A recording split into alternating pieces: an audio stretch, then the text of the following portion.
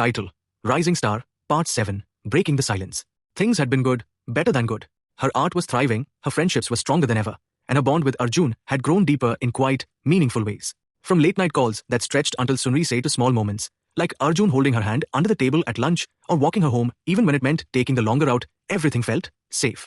But safety can be fragile. It started again on a quiet afternoon at the cafe. She sat with Arjun, sketching while he read manga beside her. It should have been peaceful, but when her phone buzzed, her stomach dropped. Nice try, but you're still a fake.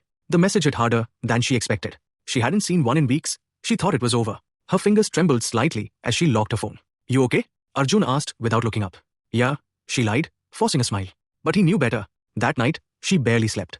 Memories of the messages flooded her mind. The whispers that she didn't belong, that her friends didn't really care. Even with everything going well, those doubts still lurked beneath the surface. The next morning, her exhaustion showed. You sure you're alright? Priya asked as they walked to class. Just tired, she mumbled. You've been just tired a lot lately, Meera chimed in, giving her a suspicious look. Something's up.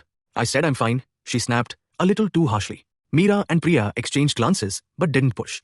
That afternoon, the weight finally broke her down. Alone in the art room, she sat staring at her unfinished sketch. The figure, once confident, now looked hollow, shadowed. You can't keep bottling it up, a familiar voice said from the doorway. She turned to see Arjun standing there, concern etched in his face. I'm fine, she muttered. No, you're not, he said firmly, stepping closer. You've been quieter, skipping our calls. This isn't just stress. She felt her chest tighten. It's nothing, she insisted. It's not nothing. His voice softened. Please, talk to me. For a moment, she nearly brushed him off again. But when she met his eyes, steady, warm, safe, the words just spilled out.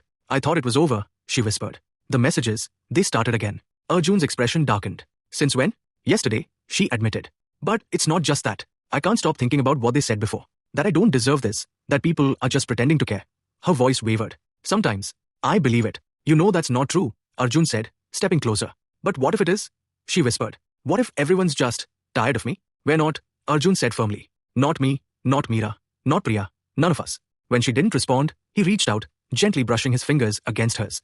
I get it, he said quietly. Feeling like you're not enough. I've been there too. She looked up at him, surprised.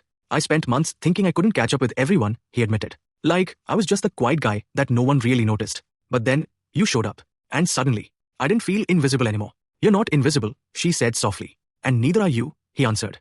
Her eyes stung, but this time it wasn't from fear, it was relief. You're telling Meera and Priya, Arjun said gently but firmly. They deserve to know. I don't want to drag them into this, she said.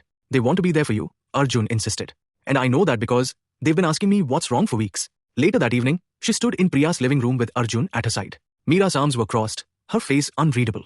Priya's usual warm smile was replaced with quiet concern. Why didn't you tell us sooner? Priya asked softly. I didn't want you guys to worry, she said, her voice small.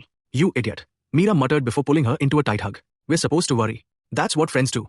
I know, she whispered, hugging her back. I'll find out who's behind it, Priya added. I've got connections. You don't have connections, Priya. Meera teased, her usual grin returning. Excuse you, my cousin's friend's brother works in cybersecurity, Priya shot back. The room filled with laughter, warm, familiar, safe. That weekend, they all went back to the cafe together. Meera showed off her latest chaotic dance moves. Priya photographed every moment. And Arjun.